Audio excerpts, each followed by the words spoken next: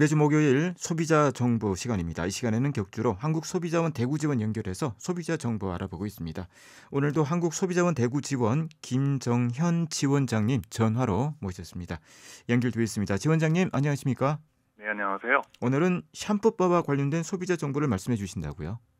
네, 최근 환경 문제에 대한 사회적 관심과 가치 소비를 실천하는 소비자들이 늘어나면서 플라스틱 용기에 사용하는 액상 샴푸를 대신해서 고체 비누 형태의 샴푸바를 사용하는 소비자들이 늘어나고 있는데요. 세계적으로 그 시장 규모는 2015년도부터 연평균 7% 정도 성장을 하고 있고요. 그리고 2025년도가 되면은 그 규모가 약 1,700만 달러 정도에 이를 거라고 예측되고 있는 친환경 샴푸바에 대한 비교 정보를 오늘 말씀드리겠습니다. 네. 먼저 시중에 유통이 되는 샴푸바 가운데 비교 대상 제품이 몇 개고 또 어떤 정보를 주실 건지 좀 세부적으로 말씀을 부탁드립니다. 샴푸바에 대한 시장 조사와 소비자 선호도가 높은 상위 10개 브랜드의 10개 제품을 대상으로 품질 비교를 해봤는데요. 대상 제품의 브랜드나 제품명이 길기 때문에 바로 말씀드리기는 어려울 것 같고요. 네. 자세한 정보를 원하신다면 저희 한국소비자원 홈페이지에서 그 보도자료를 확인해 보시는 게 좋겠는데요. 이어서 세부 항목을 말씀을 드리자면은 세정 기능이나 사용감과 같은 품질부터 그리고 안전성이나 표시가 제대로 되어 있는지 여부 그리고 가격은 합리적인지를 확인해 봤습니다. 네. 소비자들이 가장 관심이 많기도 하고 사용하면서 바로 확인할 수 있는 부분이 품질 부분일 텐데, 자, 샴푸바의 품질은 어땠습니까? 먼저 모발의 세정 정도를 확인할 수 있는 세정 기능을 볼 때는 각 제품 간의 차이는 조금 있었는데요. 네. 매우 높음, 보통으로 세 단계로 구분을 했고요. 시험 시료인 오염포의 세정 전과 후를 비교해 볼 때는 총 10개 제품 중에 3개 제품의 세정력이 나머지 제품과 비교해서는 상대적으로 매우 높은 것으로 나타났고요. 그리고 나머지 6개 제품은 높음, 1개 제품이 보통으로 확인됐는데요. 대부분 세정 기능은 어느 정도 보장된다고 보시면 될 것 같습니다. 네. 샴푸바의 사용감에 대해서는 설문조사를 해보셨다고요? 네, 국가공인 미용장과 미용학과 교수 32명이 각각의 제품을 사용해보고 사용감을 평가했는데요.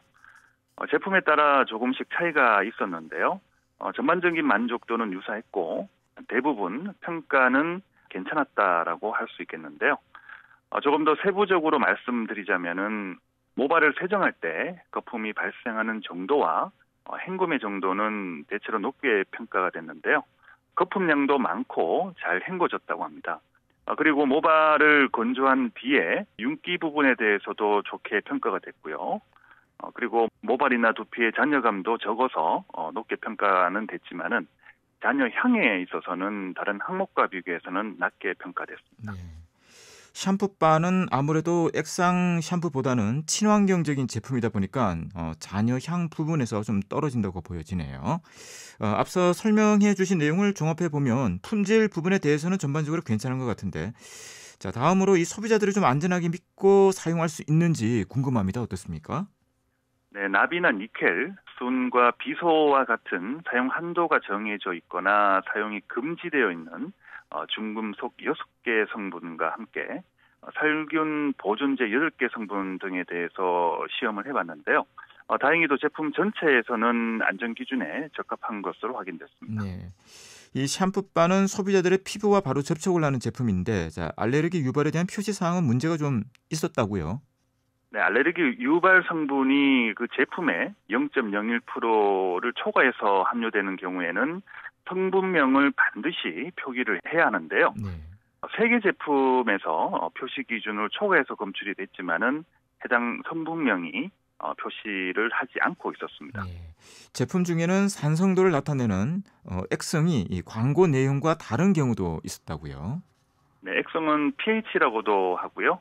5개 제품에서 광고로 표시된 액성 정보와 실제 시험 결과와 다른 사실이 확인됐습니다. 네. 그래도 친환경 포장재를 사용하고 있는 제품이 대부분이었군요.